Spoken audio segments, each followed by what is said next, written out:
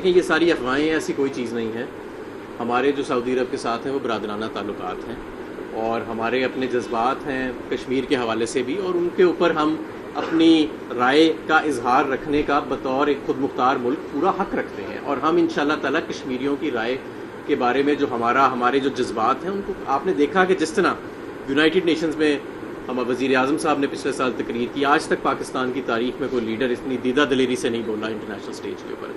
आपने देखा कि जिस तरह आज मोदी सरकार पूरी दुनिया में एक्सपोज हो रही है और पाकिस्तान जिस तरह कश्मीरियों के जो मजालिम हैं उनको उभार के सामने पेश कर रहा है, आज तक ऐसे पहले कभी नहीं हुआ कि इस तरह इंडिया को तन्हाई का सामना हो।